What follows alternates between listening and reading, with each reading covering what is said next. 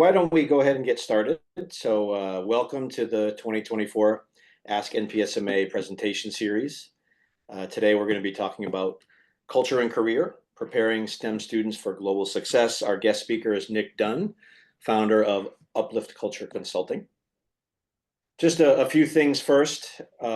Reminder, we have our 2024 National Conference and Workshop this year in November 6th to 9th in Philadelphia, Pennsylvania. The theme is building a STEM master's program community with the NPSMA.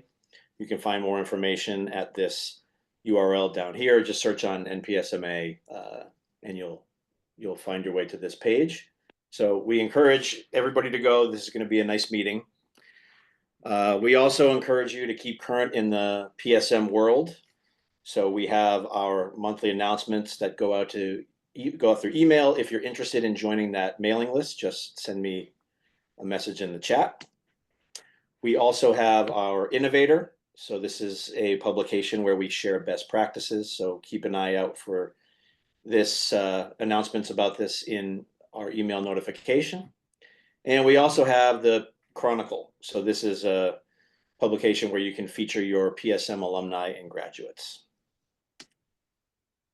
If you're interested in getting involved with the NPSMA in any committee work, just ask any board member, myself included. So you can also ask me about ways to get involved in the chat during this meeting. And we encourage you to become a member of the NPSMA. Note that if you become a member, you get a reduced rate for the conference. So if you're interested in going to the conference, getting a membership is the way to go. We also have presentation opportunities for PSM students at the conference. We maintain a close relationship with CGS, which can result in presentation opportunities and grant opportunities. Case in point, we have our monthly Ask NPSMA webinars, and you can find archived webinars on our YouTube channel. And we also have a presence on social media, so look us up on Facebook, X, and LinkedIn as well. And with that, I will turn it over to our guest. Again, Nick Dunn, founder of Uplift Culture Consulting. He's going to talk to us today about career and culture. So, Nick, I will turn it over to you. All right. Thanks, everybody. Hey, I'm Nick Dunn. I am joining you from Gainesville, Florida. I'm a proud graduate of the University of Florida. You'll see more about that in my introduction in 2 seconds. Can't not talk about it during football season. Victor, I see that Texas A&M up there. Big howdy and good job. Howdy. Yeah. Yeah. We got two football coaches for the price of or one football coach for the price of two, I guess. there you go. Love it. But we're not here to talk about college football. I just did a talk recently on college football and social identity. But we're not talking about that. We're talking about culture and career. Now I want to be really clear about this. I'm here to talk about culture. Y'all are here to talk about career. We together are talking about culture and career. So I hope that I'm adding some good salt, some seasoning to what's already going on by bringing this idea of culture to what you're already doing, and drawing out from you ways that you're already addressing culture in career readiness and student success. I throw my logo up there just because if you look on LinkedIn later, if you want to keep the conversation going, if you see that name and my face, you got the right guy. We can connect. Um, want to sort of do a community before connection, person before PowerPoint kind of thing, just real quick. I'm Nick. This is me in 5 images. I love letting students do this, or even other professionals introduce themselves, get that personal touch. I'll model that for us. You don't need to go find photos. You don't have to do this today. But here I am in the great state of Florida, in the Panhandle, where I was born. That's my grandfather, very handy guy, Ray Dunn. I'm right in the middle with my sister next to me. We're surrounded by our cousins. Went to the University of Florida. That's my wife, Allison, right next to me at Tim Tebow's last football game in the swamp. The University of Florida has been really pivotal part of our lives. It's where she got her PhD in mechanical engineering. We subsequently spent 10 years at the University of Illinois, where she was teaching mechanical engineering, and for a while was directing the Women in Engineering program. So what I'm basically saying is, next time you're looking for Allison Dunn, not Nick Dunn, but I'll do my best. We spent a couple years in China as Peace Corps volunteers. It's where this whole culture thing started for me. Teaching is teaching, English is English, and yet, oh my goodness, the Chinese classroom, the Chinese English department, Chinese colleague, all very different situations. It turns out culture really matters. Came back to the US after that time, worked as a volunteer coordinator. I include that just because I turned out not as handy as my grandfather. Turns out I'm a real indoorsy guy. There's a rare picture of me outside working. Notice other guys are it happens to be guys in the picture, but other folks are moving the furniture, and I'm kind of leading and facilitating. That's the passion for me. If other people are growing, and I think that's maybe a shared passion in this room, if students are growing, if other professionals are growing, that's what actually matters to me. We have there we are with our three kids. My wife had a um, sabbatical in London at Imperial College, and she brought us all along. She's a very generous person. Got a multicultural family, living a multicultural life. Um, and so what's not pictured here, I guess, I want to basically say this is a passion. It's part of my identity, who I am, thinking about culture. What's not pictured here, and I couldn't think of a way to picture it, is the almost 1,000. I really wanted to say 1,000. I couldn't say it. It's a about 900 conversations I've had in the past 4 years with professionals about intercultural development, either helping coach their intercultural development or interviewing them about their organization's approach to inclusion and cross-cultural difference. And some major themes that came out of that are things that I think will sound very familiar to you, perhaps. One, just a desire to be very welcoming and inclusive into their organizations. A lot of them STEM folks, math, actuarial science, oil and gas, engineering folks, wanting to be very inclusive, not knowing how, wanting to prepare their frontline people to work across all kinds of cultural difference, but not knowing how, wanting to start the conversation even, but worrying about giving offense or disrespecting somebody by bringing up their difference. Super common. If those are feelings we're currently having, super common, not alone. If those are kinds of responses your students might have to getting into the idea of culture and getting real about our cultural influences and identity, not alone. Um, Late career C-suite people are thinking just the same as our students, that we want to be successful. And in our very diverse teams, sometimes it's just feeling like a mystery. Um, a couple other themes that I selected for our time together, kind of an intersection of the NACE competencies and some resources y'all are putting together for PSM folks based on those. The intersection of those competencies and the cultural themes that I see over and over again, and especially in STEM workplaces, have to do with directness and indirectness and communication. They have to do with, that was a big thing in China. Oh boy, let me tell you, directness and indirectness of communication, hierarchy and egalitarianism. How do I think of myself in this team? Am I a follower, a leader? One of, am I the first among equals as a leader? How do I show my leadership? How do I show my competence? Um, how do I give and get good feedback? How do I tell a story in a way that other STEM folks are going to get? Sometimes we think of that in the United States. We might think, hey, we're a pretty direct bunch, a pretty analytical bunch, pretty bullet pointsy. Give me a figure, and I can go apply it bunch. But culture comes into it. Are we going to be more linear or circular in our communication? And I just tell you, I'm hearing it all the time from folks out in the workforce. So wanted to bring some of those themes in today. Like I said, didn't quite know how to picture it. So you got to look at me and the Gators for a little while longer. Um, Real quick, just gonna throw a one-word question out there. How are we checking in today? Um, Maybe a quick, where are you coming from and how are you checking in? If you could just throw that in the chat, if that's all right. Can you put that in the chat? I'm coming in caffeinated. That would be my word. I'm energetic, feeling enthusiastic. Gonna re-up the caffeine.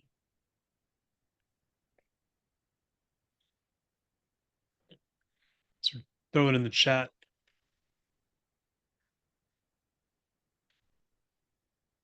Heck yeah. Interested from Yukon. Nailed it.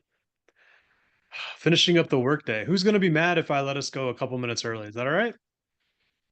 Just kidding. Marcel and Star and Derek said that you have to stay. Seema said you have to stay until 5, no matter what, Eastern. So it's not me. I didn't do it.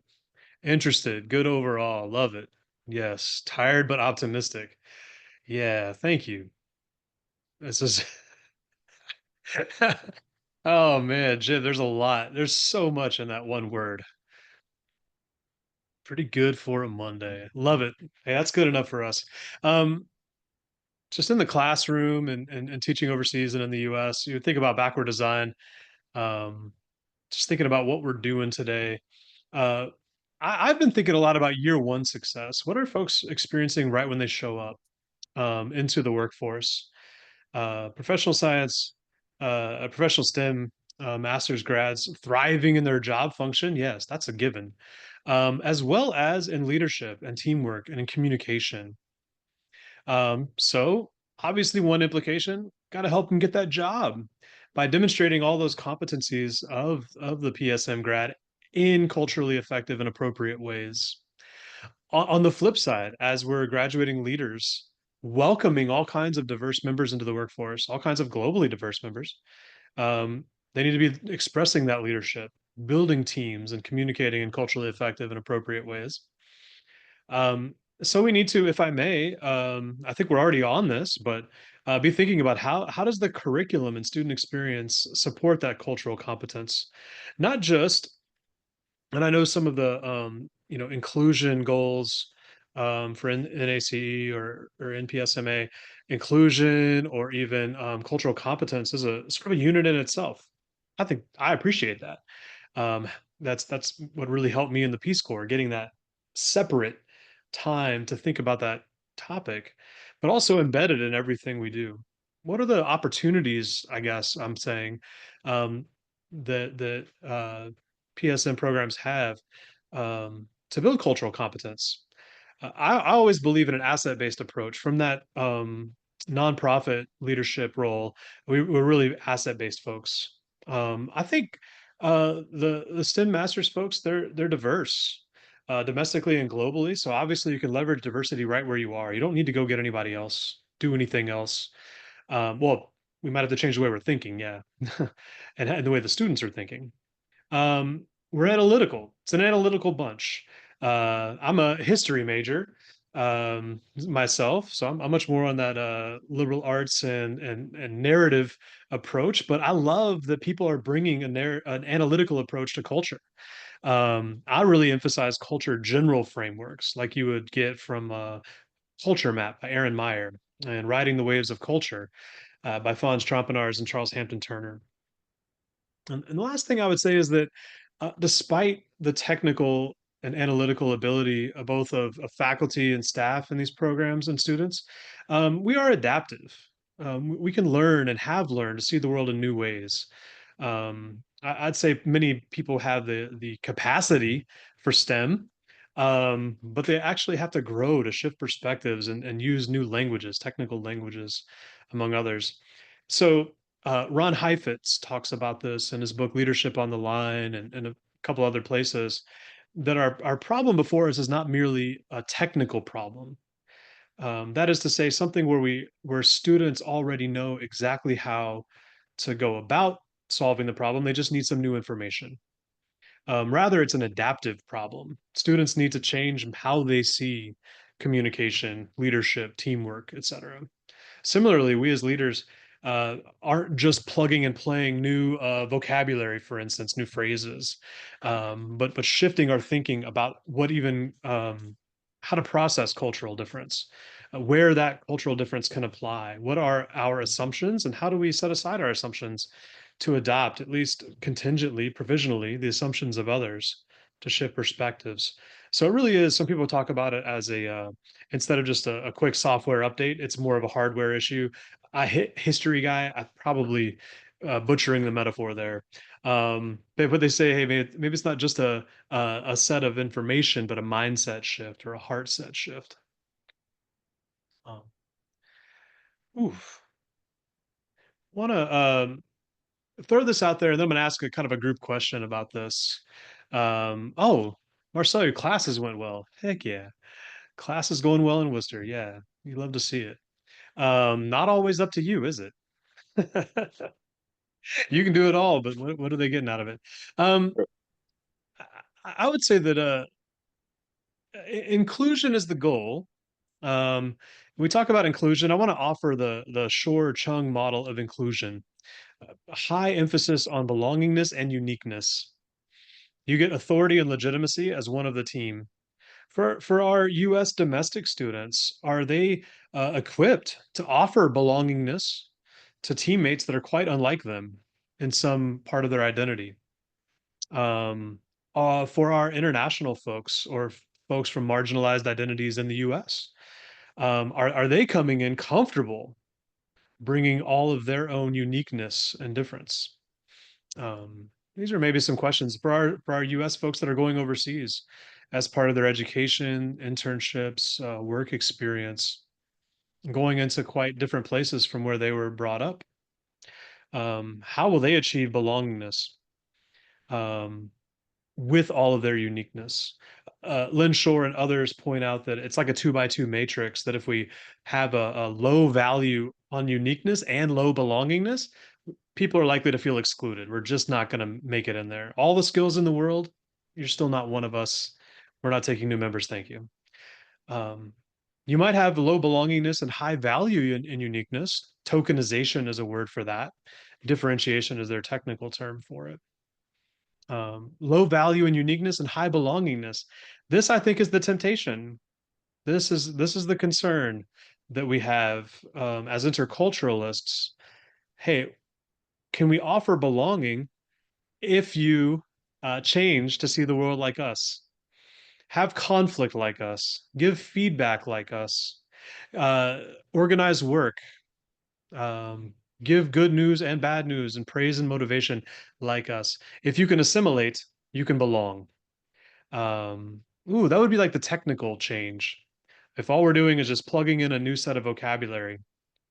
Really, the goal, Lynn Shore points out, is that we want the uniqueness and the belongingness together. We call that inclusion. Almost there. To the question, um, what kinds of uniqueness are people bringing to PSM programs?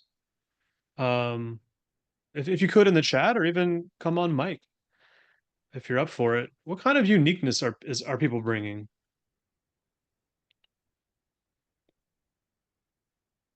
And what kind of uniqueness will there be in the workplace? Different identities, different perspectives, different values, different cultures. So I have something to ask you. So we always talk about different cultural identities and things Yeah. like that, but I'm really uh interested in different communication styles, like the introvert versus extrovert thing. Mm, yeah. And how that affects how you interact with people or work on teams or just fit into an organization. Because I'm definitely an introvert, so this is totally pushing me outside of my comfort zone. But it's we're very, I don't know, we're very extrovert centered or focused society, and sometimes I feel left out. You know what I mean? Mm, mm. Yeah, society has been built in many ways by extroverts. It's natural, I think, to say that when we get together as groups and decide on things together, or leaders, obviously the extroverts will certainly take up airtime, if not have all the best ideas. Um, but yeah, I agree with you that we seem to value extroversion quite a lot. I would say one thing that I would ask, so then in this matrix here, what would it look like for a program to be inclusive with respect to introversion and extroversion? Um, Maybe to say, hey, we're going to model ways of teaching that are more introverted focused. We're going to model ways of learning in the classroom or in labs or an internship experiences. We're going to look at assessments that value an introverted approach to things. We're going to build team. We're going to ask ourselves, can we build a team group work projects? Can we look for ways to do leadership in our student groups that value introverted type techniques? And then, of course, can we build cultural expectations around the classroom, around the meeting table for group work and things like that? To say, let's name what introversion and extroversion are. Let's name the strengths of each, and then let's kind of build some norms together to leave room for both. But kind of be like maybe a one way I would think about it. But again, I'm kind of an applied person. I wish I had a story to tell you about that, but Well, that's kind of a framework. And I'm an applied person too, and I think I you know I kind of I kind of took it off topic a little bit, so I apologize for that. But oh, not even a little bit, because in a couple minutes, I'm going to say, what about directness and indirectness of communication? And it's not the same as introversion and extroversion, but the tools we can use to analyze, say what went wrong in that group meeting. why why did three people stay completely quiet during that group meeting when we knew that they had something valuable to add? We might analyze that on cultural terms and ask what assumptions did we make about the questions we asked and where people were sitting in the room. How do we bring culture into it? What about introversion, extroversion? Did we leave room for the slower turn takers? Sometimes our introverts like to give it a think for 20 seconds before they speak up, or they like to submit things in writing. It's not just an English language thing. Sometimes that's it. It's not confidence always. Sometimes it is, but it might be that somebody, yeah, wants to engage as an introvert. Yeah, I feel you. So it's kind of, to my way of thinking, many of the same methods. Um, Al, I don't know if it shows maybe your mic was on. I don't know if you were saying something, but if you were, let me pass you the mic. Yeah, I just wanted to add, that that's something that we also see in our program, but maybe the way we see it is that the students come in, in the fall in a common cohort, so they're taking core courses, one of Hmm. which I'm teaching now. But then when they go to take their business classes, those are taught through our business school, and those are typically very group oriented and the expectation is for the students to be more, I guess, assertive or not necessarily extroverted, but to Hmm. interact in a different way than they may be used to, depending on, a cultural also background.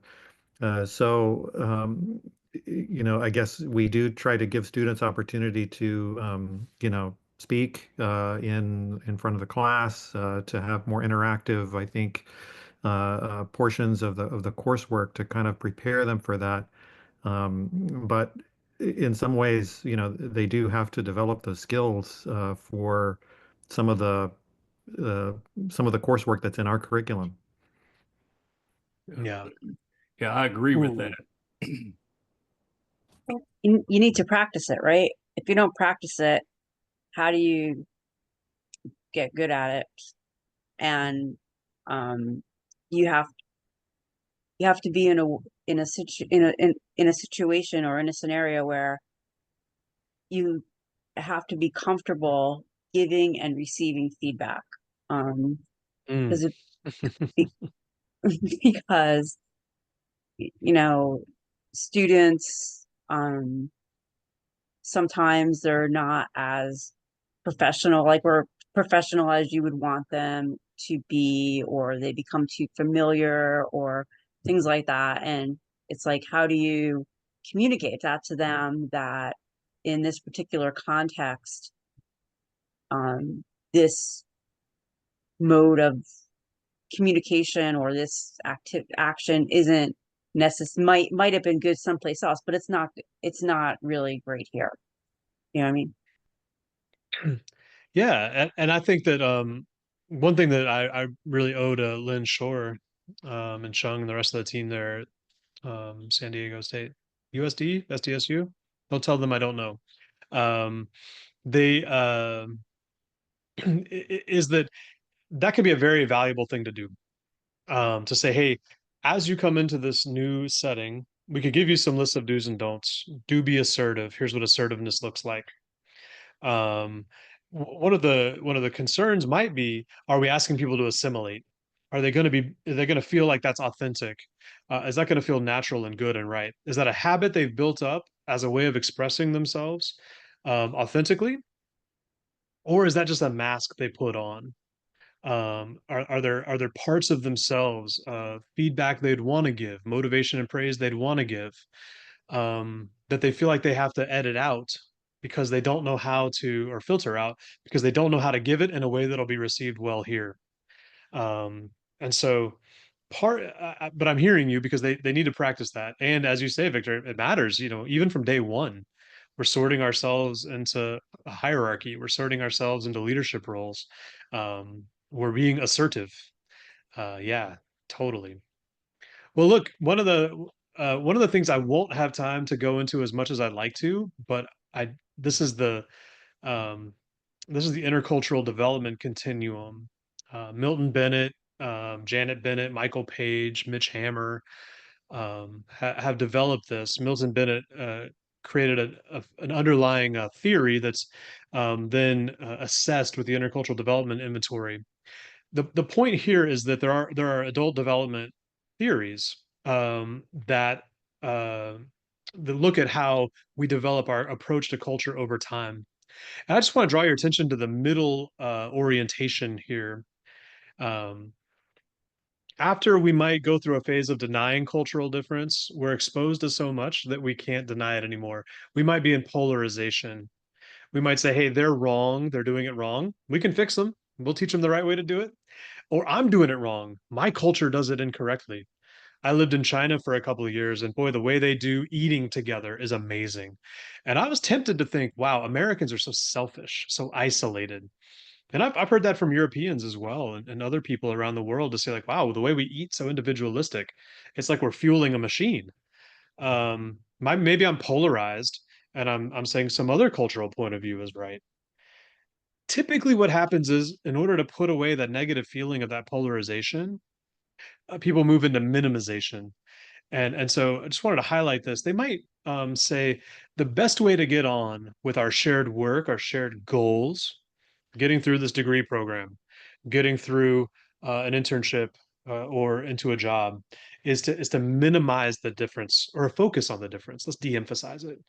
Um, and so I wanted to mention that because part of what I think can be very powerful, especially in a cohort model where you have so many interactions with one another, um, you can you can kind of push into what we call acceptance, where we say, hey, let's look at the differences, let's name them, let's recognize the differences, let's respect them and say what's good about the different approaches, introversion and extroversion, directness and indirectness, being very assertive as an individual in the program versus being very harmonious as a member of the collective.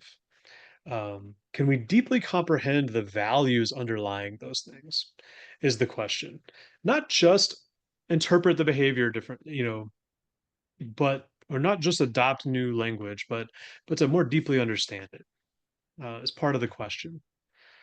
So, where are the opportunities then in your curriculum, in your student experience, in your engagement with students, even beyond graduation, um, to dive deep into those differences, to say what really is different in the approaches people are using at work, or even in group work, or in the classroom. Um, yeah, because the goal is ultimately inclusion. Inclusion of what? I want to throw out, this is a bit rapid fire. So I do hope you return to some of those books I mentioned earlier. The Culture Map by Aaron Meyer in particular. That's how I got connected with y'all through a conversation about that book with Star. Um, a couple of quick things: directness versus indirectness in communication. These are from Leo Young's book, East Meets West. Just some very basic illustrations of cultural difference. The black dot might show something negative. Do we walk right up to the negative thing, provide negative feedback? Do we say something like, hey, I looked over your document. Here's two things that aren't very good. You should fix those. Or do we say more indirectly, everything's great, but I did find these two things a little interesting. Interesting. Anybody ever hear interesting as a euphemism for fix this? Anybody ever use that? Yeah, yeah. Did they mean the same thing? Yeah, I think they might have meant the same thing, just expressed differently. Linear versus circular communication. Oh, guilty of this one. I say guilty because in the US context, we have a very linear style. And in many other cultures, there's more of a circular storytelling style. There is a point, but often we're trying to give you the texture of the thing and let you kind of discover the point yourself. Like if a student asked me, "Hey Nick, I know you said," or Professor Dunn, if they were talking to my wife, I guess, or some of y'all. I know you said we should collect our sources for a works cited as we go, but it's okay if I just do all that at the end, right? And what if I said to him, "That's kind of like when I was a barista. You know, if someone drank a double espresso and immediately ordered another one, I'd probably give it to them, but I'd also probably have a talk with them about how that's not optimal." You see what I'm saying? Right? It's a little indirect. It's a little circular. I took you somewhere else to bring you back to the point. If you think giving speaking in parables and stories like that is normal, great. You got that circular communication style. If you're like, why didn't Nick just say, no, you should do it this way? You might be more of a direct communicator. What are our students going into? What are our students demonstrating early in classes, even in orientations, in terms of their communication style?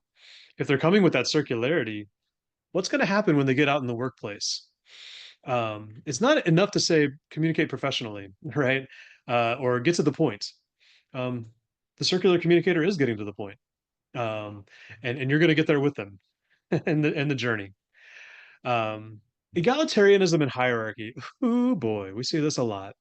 Egalitarian, the leader, there it says chef. The leader is first among equals, right? The player, coach, captain, manager person. Whereas in a hierarchical cultural point of view, the leader is way up here. Oh, this affects so many things. Who can speak up when the leader has a bad idea? Nobody. How do you influence people? How do you lead? In group work, are you expecting, and like you said, Victor, do you want to step up and stand out early and lead, or is it more important to be one of the group? Again, analyzing, hey, what are people going to find when they get out in the workforce? And asking the question, how are we currently creating experiences to let people be exposed to the opposite side of this continuum from where they've been before? Um, 4:34 here on the East Coast. Let's do this. I'd love to get you talking for the rest of the time, honestly. Those are just a few of those categories. Um, what I would say, again, just giving you this method, um, recognizing the difference. Can those of us on the egalitarian side recognize what's different in a meeting? Why does the leader sit at the head of the table or the middle of the table or the foot, close to the door or away from it? If you haven't considered that, you might be more of an egalitarian. Um, why is the leader dressed the way she is? Why are we deferential to someone with a higher title? Or why do we feel free to push back against anybody? Because it's more about the merit of our idea than about the title or the trappings of power. Um, hmm, hmm. Just a few cultural differences, food for thought, maybe to take into some case studies. I've been led to Tim. believe this is, oh yeah. Oh boy. Was that you, Beth? No, you didn't. No, I said Tim. Tim, we have a Tim here. Oh crap. Tim, someone sent this to me. They said it's about you in particular. And just kidding. I hope that worked. Well, the Sarcasm and funny part humor. is I'm actually dean of engineering, so it fits pretty well in the first few words. So let's go. All right, all right. It's fantastic. Well, look, uh These are some places, again, these are some places students might wind up. That's what I'm thinking of. These are drawn a little bit from stories people have told me, obviously very anonymized and fictionalized, and also things I've read, like in, again, Aaron Meyer's Culture Map and Fons Trampenar's Writing the Ways of Culture. So giving some credit to some of the shape of this, as well as, these are real experiences people have. Um, can I ask somebody? Oh, you know what? I was going to do this too. These are also on a handout because I love going into a breakout room with the documentation in hand, with the text and the questions. Um, Anybody else frustrated at trying to remember what was on the dang slide when you go to the breakout? Um, yeah, yeah. Good, good, good. Can someone come on the mic and just share, or sorry, not share, read case study 1 there? Sure, Tim, I can do it. Or Nick, sorry, I was already Hey, we reading can't it. see you, but we can hear you fine. Thanks, I'm Tara. here. Tim is a fictional engineering lead with team members in the US and India. He's become frustrated with what he perceives as dishonesty and lack of work ethic in his Indian teammates. I can't get a straight answer out of them. I detailed some project requirements and asked, "Can you do this?" They shook their heads, then said, "Yes, of course." Well, which is it? After 2 weeks, I asked for an update. There was no work to show, so I asked if there were any problems that I could help address. They said, "No, no problems." An hour later, my boss called to ask why I was bothering frontline workers with questions. Apparently, I broke a chain of command. How am I supposed to know what they're really capable of and what they really think? Hmm. Hoo-wee. Case study 2. Do you want me to keep on Encouraging a going? new voice to. Okay. What's that? Do you want me to keep on going or do you want someone else to read? Honestly, we're going to put efficiency over inclusion just for a second. Please keep reading, Stara. Sure. Tiffany leads a fictional, globally diverse team in the US. Jens is for, am I saying that right? Jens Oh, or I Jens? kind of thought it might be pronounced Jens, but Yes, okay, good. yeah, Okay, just throwing that out okay. there. Yep, perfect. Jens is from the Netherlands and joined the team last quarter. Tiffany gives Jens some negative feedback in the classic US fashion, the criticism sandwich on compliment bread. She concludes with, "You should think about trying a different approach." Tiffany reports being doubly frustrated. Jens appeared amused but didn't take any action to change course. She asks, "How can I address this disrespect and get Jens back on the right track?" Mm. Mm-hmm. Breakout questions. Again, those are on the right side of the handout document I put in the chat. So if you're able to download that and take a look. But the questions are these. Introduce yourselves very briefly, if you need to. If you already know each other, great, dive in. What happened? What went wrong? What cultural knowledge and skills would help? And here's the practical part. Where do those fit already in your curriculum and programming? Where are you addressing this? What best practices can you share? How would you embed more of these knowledge and skills into the entire student experience? Um, from from interviewing and orientation and onboarding to classwork to group work to projects to getting into the workforce, the things we're doing in terms of career readiness, all of it. Where's the place to sort this in? Um, yeah, let's see.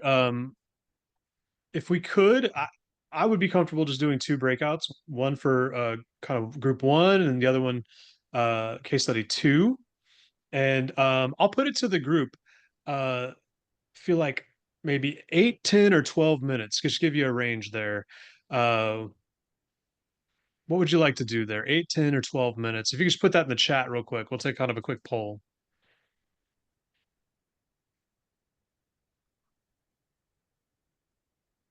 Love it. All right. That's enough. There's such strong momentum. Uh, yeah, please send us the breakouts for 10 minutes. If you have trouble with the breakouts or need anything, please pop back to the main room.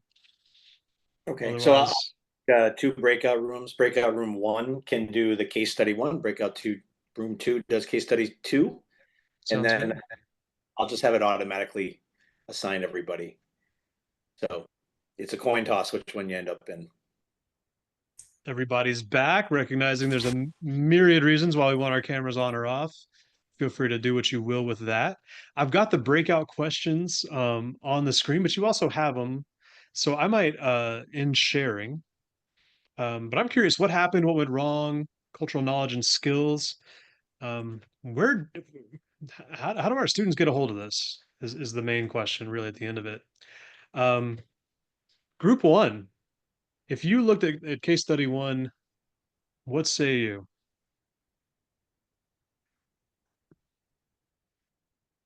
Well, it was interesting because Anirudh is in our group and he is from India, so he had some good thoughts for us.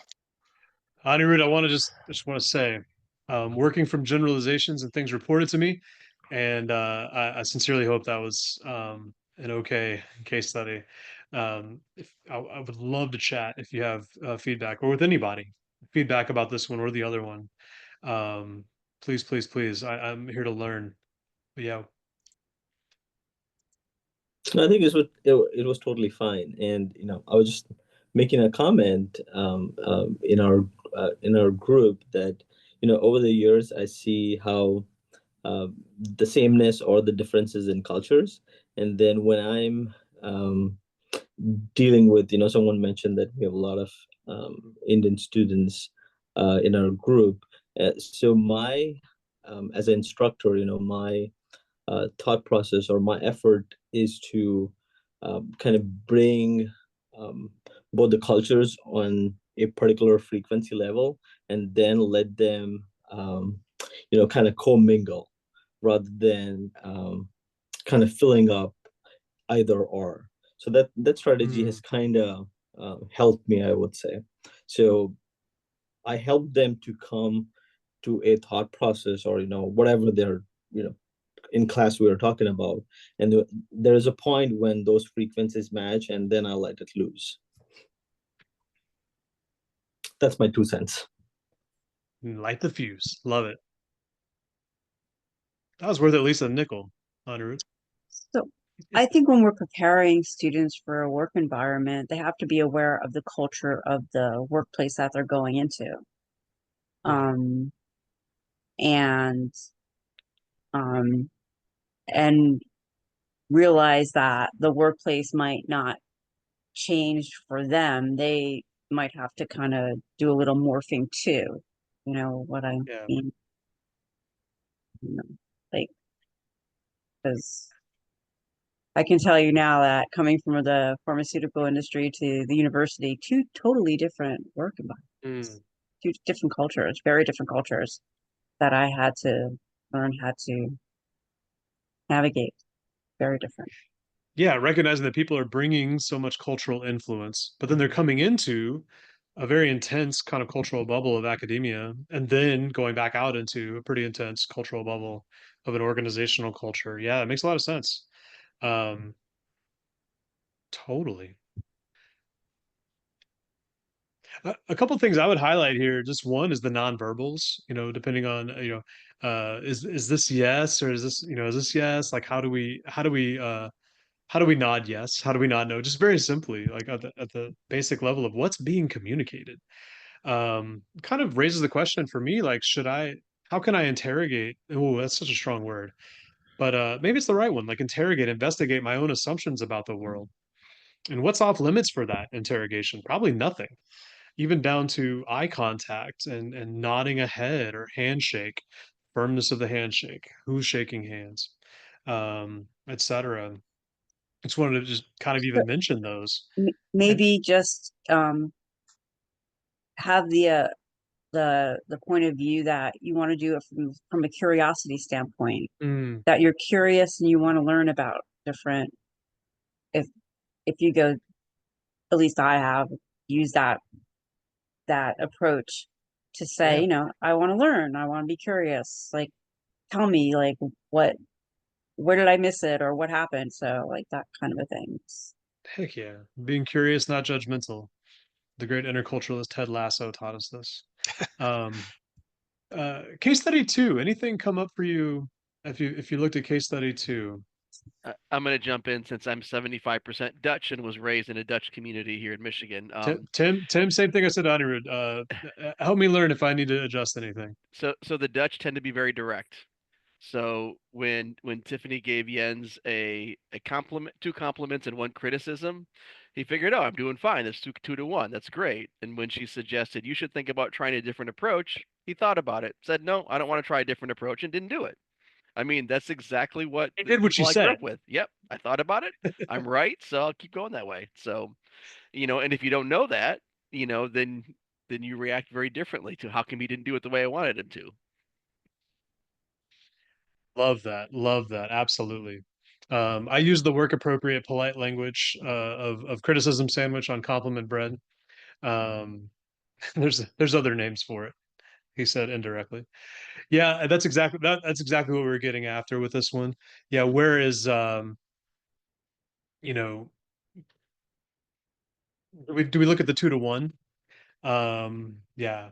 What might we do differently? I mean, in terms of like what she thought was disrespectful. I mean, one thing I was thinking of was like maybe just the amusement of someone from like Western Europe, maybe Northwest Europe, like that. Why are you telling me good things? Like maybe there's a bit of an amusement with the American style, the US American style of maybe cheering, you know. We have these I just don't think at Dutch schools they have cheerleaders. That's like an American, we just love to gas people up. Like, yes, you're amazing. And maybe the Dutch person might be asking, like, why are you telling me I'm no, I did it. Um, yeah. Are there places to be culturally responsive and feedback um in your programs? Are we already asking that question in terms of how we're coaching after a presentation or a pitch, a project proposal, or a defense of an idea, even just in the classroom or other places? Are there are we modeling that? Are we do we have ways of kind of sharing multiple types of feedback? I'm curious if anything's already happening on that front.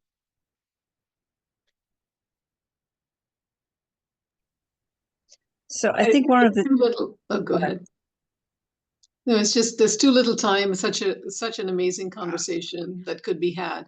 So I'm not going to say anything, but I think Terry said it best in our group. She said we arrive there. We don't directly do that, but we get there through the various things that are built into the.